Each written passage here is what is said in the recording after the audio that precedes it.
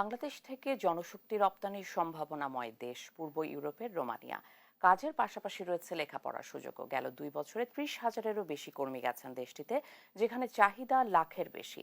এই খাতের ব্যবসায়ীরা বলছেন, দক্ষ কর্মী পাঠানোর মাধ্যমে রোমানিয়া হতে পারে বাংলাদেশের সম্ভাবনাময় বড় শ্রমবাজার। বিস্তারিত তরিক ইসলামের প্রতিবেদনে। প্রাকৃতিক সৌন্দর্যে ভরপুর দক্ষিণ পূর্ব ইউরোপের দেশ রোমানিয়া। 92,000 বর্গমাইলের দেশে বসবাস প্রায় 2 কোটি মানুষের।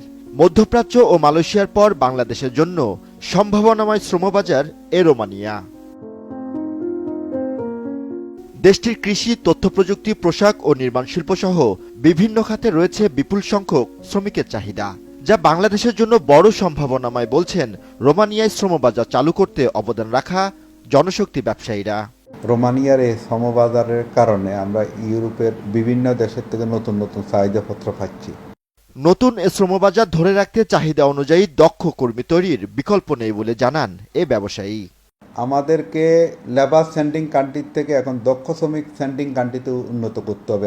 আমাদেরকে এনএসডি আছে, আরটিও আছে, আমাদের সংস্থা আছে, কিন্তু এগুলি বাস্তবায়ন করতেছে না। আমাদের দক্ষ শ্রমিক তৈরি করতে হবে, যেই কাজের জন্য চাহিদাপত্র হবে সেই উপযোগী দক্ষ শ্রমিক প্রেরণ করতে হবে।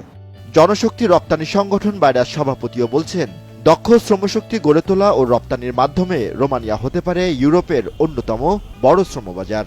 রোমানিয়া বাংলাদেশের জন্য একটা সম্ভাবনা দেশ। রোমানিয়াতে যদি আমরা সঠিকভাবে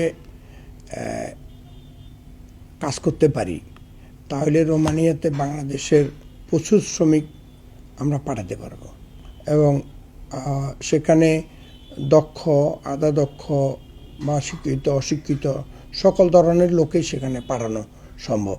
নতুন এ শ্রমবাজারের চাহিদা অনুযায়ী দক্ষ জনশক্তি গড়ে তুলতে সরকারের নানান পদক্ষেপের কথা তুলে ধরেন জনশক্তি কর্মসংস্থান ও প্রশিক্ষণ ব্যুরোর মহাপরিচালক।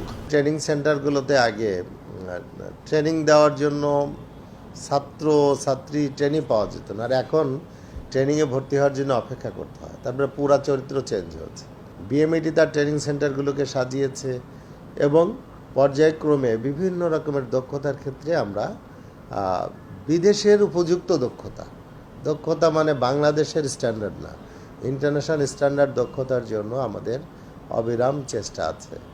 শুধু কর্মসংস্থান সৃষ্টি নয়, রোমানিয়ার 49টি পাবলিক ও 8টি প্রাইভেট বিশ্ববিদ্যালয়ে উচ্চতর পড়াশোনা করার সুযোগ রয়েছে বাংলাদেশিদের। তরিক ইসলাম, দেশ টিভি, ঢাকা।